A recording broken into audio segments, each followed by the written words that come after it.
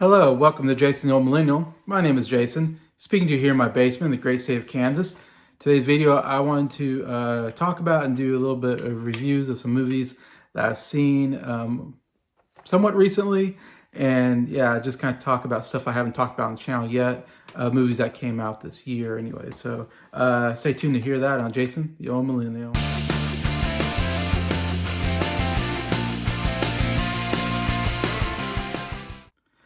Hello, hope everybody's doing well here on a Thursday, kind of late afternoon. Yeah, I usually do these what I've watched lately kind of videos as a live stream. I do find that a lot of times those tend to be like 2-hour live streams, and I don't know how many people are watching those. It's quite a lot to take in. I have a lot of thoughts usually on movies, so the live streams help me have more time to really flesh out my opinions and stuff. But I don't know, instead of doing a 2-hour live stream, I just want to do a video and just kind of do some of these movies I haven't talked about yet. Started with some movies I was going to talk about in my last live stream, but again, I just ran out of time because I had so much other stuff to talk about. And so these are movies that I actually watched months and months ago that I just haven't gotten around to talking about on the channel. So we'll do those first and see how far we get. First one I'm talking about is Indiana Jones and the Dial of Destiny. I did eventually catch this, and this is a movie that when the trailer came out, when it first was announced, they're making a new Indiana Jones movie. I mean, my first reaction was, why? Why make another Indiana Jones movie? Harrison Ford's 80 years old or something, he's getting too old for the part, and it seemed just like a cash grab, and this, of course, is, I believe, made by Disney, so Disney is really floundering right now. They've had so many flops this last year. Some of the worst box office bombs we've ever seen in history of cinema, all happening this year because of Disney. This is another one that just really did terrible in the theater, just totally bombed. And everybody could tell you it's going to bomb because no one's interested in another Indiana Jones movie. I'm not interested, and I'm a big Indiana Jones fan when it comes to the originals or the first three. Some of my favorite movies of all time. And I remember when Indiana Jones Kingdom of the Crystal, I can't say it, Kingdom of the Crystal Skull came out.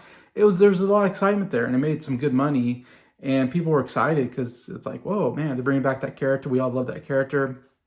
And Harrison Ford was, probably in his mid to late 60s, and so he's getting old, but yet he wasn't too old. We're like, okay, we can still enjoy this character even in the 60s, still be able to look not quite like he did in his prime, but not look too far off.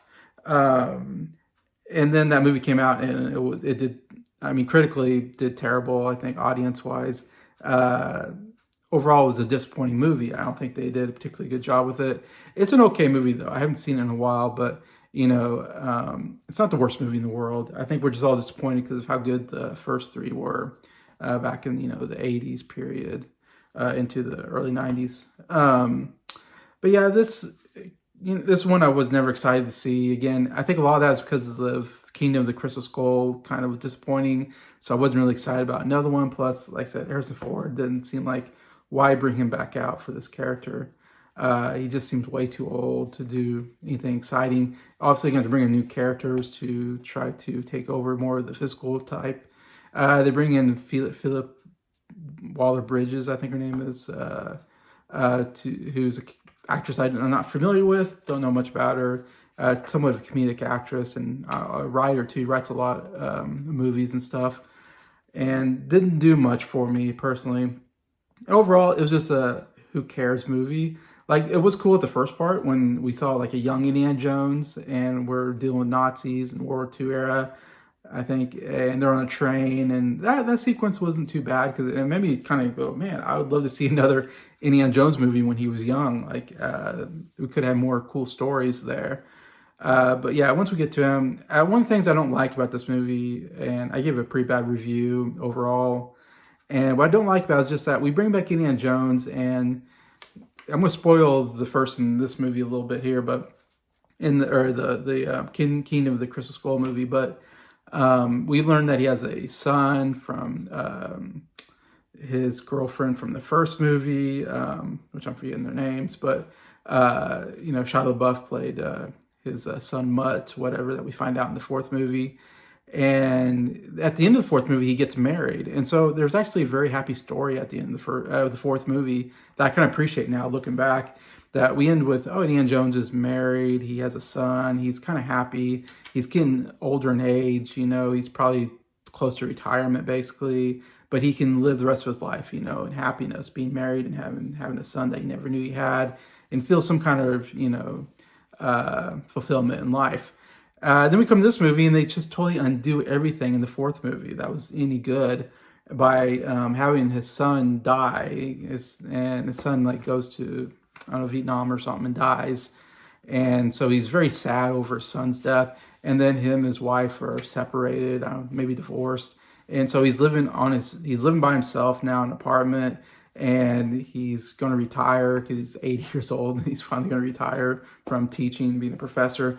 And so he just seemed like a sad old man. And so I didn't like, and Disney does this now. Disney loves bringing back old characters and making them these sad old people that we like, oh man, I was much happier when we ended with them being happy than having to bring them back and them being these sad old people. It leaves just a bad taste in my mouth. And so I didn't like what they did with the character overall.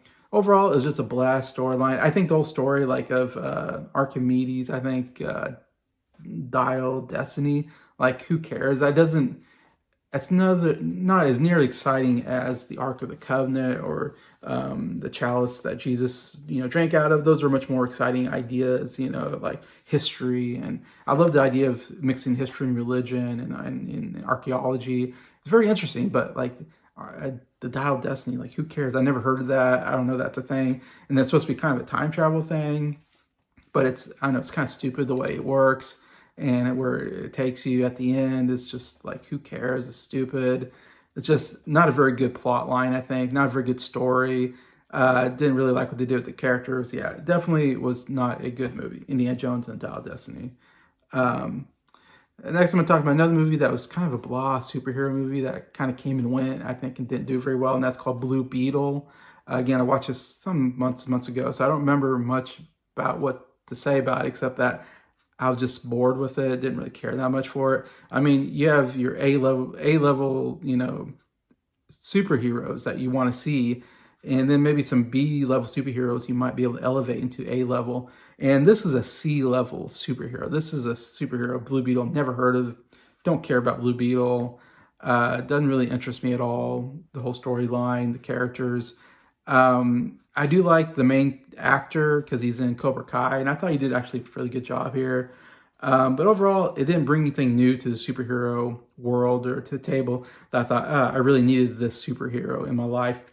Of course, DC is totally, revamped, kind of redid everything with James Gunn at the head. And this is supposed to be kind of the first, under James Gunn's watch, I think, first, DC superhero movie.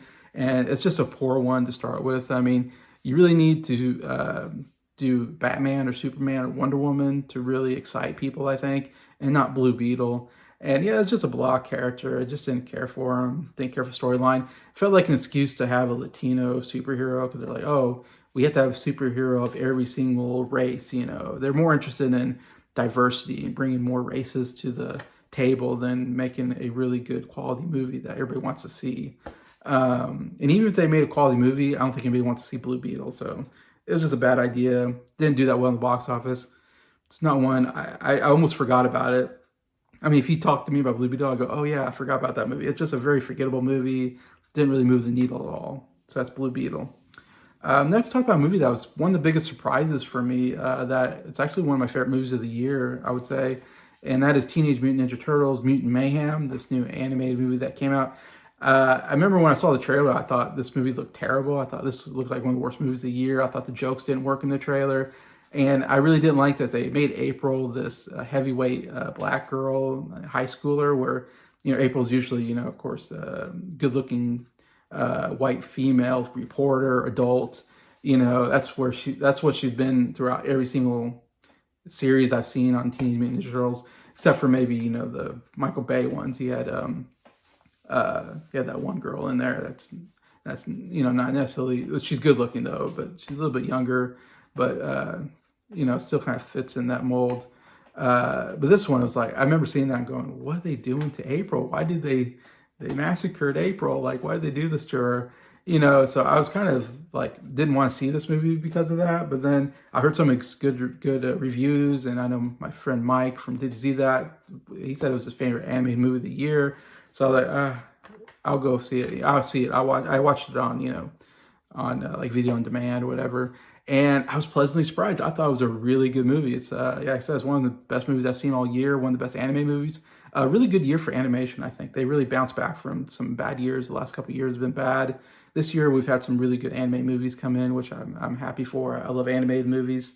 And yeah, it's a different take on the Teenage Mutant Ninja Turtles. And I'm a big Teenage Mutant Ninja Turtle fan. From when I was a kid, I was obsessed with the cartoons, played the video games, read the comic books. I have two of their movies on Blu-ray, the first two from the 90s. Still really love those movies. And those are like always my gold standard of Teenage Mutant Ninja Turtles, is those live action movies.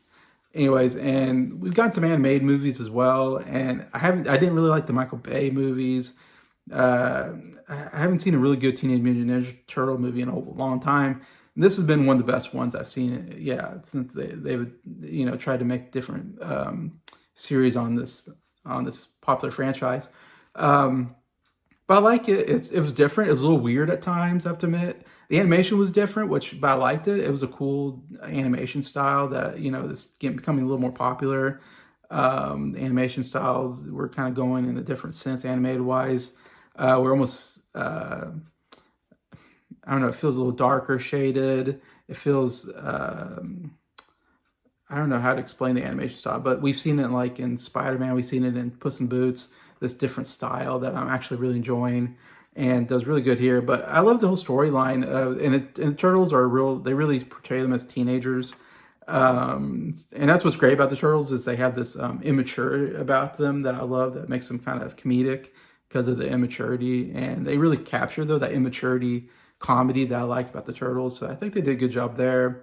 And the April character really grew on me. I thought, I didn't like the way they, did the character, but then I kind of like it fit in this world. She's kind of a teenager along with the Turtles, and kind of, she wants to be a reporter, and she's, having trouble because she throws up when she's, in front of the camera. And so she has to overcome that. And the character overall had some comedy. I think her chemistry with the Turtles actually was really good. So I kind of actually found myself enjoying all that. And the whole plot with the villains, it was pretty good. I think what I love about it is the whole plot of the idea of the movie is that the Turtles have to keep hidden from the humans because they're afraid they're going to be looked at as freaks, and be, chastised. They're going to be, attacked or, whatever. When they're not going to be accepted by the humans. And the whole idea of the movie is that the Turtles want to be accepted by the humans, I think. And they don't want to hide all the time. And so I love that idea, and how they really did a good job with it as it went on, because they kind of empathized a little bit with the villains, because villains were also outcast. And so they almost kind of fit in with the villains of the movie, because the world doesn't accept us, and the villains, of course, want to kill the humans because they don't accept us, while the Turtles want to be friends with the humans and be accepted by them. That was the difference. And so they fought with the villains and all that, who were mutant animals, kind of like the Turtles. So I like the whole plot line, and even the part where they go to visit the high school, and they really they really want to go to high school, and I think Michelangelo's signing up for different clubs and stuff. I thought that was really cool, and I think it's actually very dramatically, it was a really good storyline that made me really feel for the Turtles. So it was a comedy, but it had some good drama as well because of that, I think. And it was such a really great, satisfied ending. I think it had one of the best endings to it, where they finally, not to spoil it, but they do get accepted by the humans at the end. And I thought that was cool. That they didn't really do that with the other Turtle movies and stuff, I think, quite as well as this one, where they were really working on being accepted by society. And I kind of get that. You do want to be accepted by society. So I can almost empathize with them in a way. Anyways, and it was a really funny movie. I think it had a good comedy to it. Overall, really enjoyable movie. Teenage Mutant Ninja Turtles Mutant Mayhem. I really recommend that movie. Let's get to another movie that I thought was not very well done. It was a Netflix movie called Old Dads that I didn't know anything about, but I'm a big fan of Bill Burr. Bill Burr, this is his directorial debut. And I think he wrote or co-wrote the movie. He directed and stars in this movie called Old Dads. And I like Bill Burr. He's a great stand-up comedian. He's one of my favorite stand-up comedians. He has what makes him so funny, of course, is he fairly politically incorrect look at society and look at, relationships and all that. And he says things that, usually gets you canceled. Other, comics are too scared of going there. But he goes there, and somehow he's a huge, star because of that. And he's been in movies here and there, and I think he actually does a really good job acting-wise. He was in Mandalorian. I thought he did a really good job, Mandalorian. And he's been in other movies since. I always feel like when he shows up, I'm like, for a stand-up comedian, he's actually a really good actor. So I was excited when I saw this on video on demand, or on Netflix, I should say. And I was really interested when I saw it. And I was like, oh, I'll have to check this out because I'm such a huge fan. And it's taken from the fact that Bill Burr is like now in his 50s, and the whole idea is that him and his friends are like kind of up in age, and they're marrying younger, or having younger, either marrying younger people or having younger girlfriends, and then they become dads, and so they're old dads, of course. And so it's this idea, of course, the old dad, kind of old school philosophy of raising up children to, the more woke, liberal, new way of raising children. So it's kind of really contrasting the two styles of young people and old people and how they raise children. And the older dads are a little more politically conservative, I would say, and the young people are very woke, liberal. So it's contrasting those two styles. And so it's definitely making fun of liberalism, which I do like that. I do like making fun of the woke liberals, So I like the idea of that, but it just was not it wasn't a well-written script overall. The plot didn't work, really. The jokes didn't work. It wasn't that funny, unfortunately. There's a couple of maybe somewhat funny parts where it felt like Bill Burr was definitely doing some of the stand-up material in the movie. Like, it felt like some of the stuff could have been his stand-up material, which is good because that's his voice. So he's using his voice for the movie. But I don't know, as a director and writer, he's just not quite there. Like, maybe he could keep trying and maybe you'll find something that'll work for him. But this movie, I don't know, it just wasn't, the whole plot just wasn't well written. The storylines weren't well written. I didn't like the characters that much, especially the women. The women were terrible. They were always just horribly nagging their husbands and treating them terrible. And I just felt bad for all of them. And like, man, I just want you all to leave these women because they're terrible. So there's a lot of that. And I think it got kind of old, the whole joke of, we did it much better, my generation's better than this generation, and kind of making fun of the generational gap, there. I don't know, the jokes kind of got old and didn't really work. They're like, okay, I get it, you're older than them and they see things differently. I don't know, it just got tiring, the jokes, and just overall didn't work as a story, I think. The story just really is what hurt the movie, I think. And again, first-time director, first-time writer, doesn't always work out, but he's a great stand-up comedian. I think this is one of the worst movies of the year. Probably be in my top 10 worst movies of the year. That's how I think unfunny the movie is and how kind of cringy it is at times. And places they go at the end, the whole story just kind of falls apart to me. But anyways, that's Old Dads. So there's not much more to talk about. It looks my time is through here, but still, those are a couple movies I've seen lately, and I'll have some more come out probably next coming weeks, try to catch up with the movies I've seen recently anyway. So feel free to comment on these movies. What do you think? Have you seen them? What do you think about them?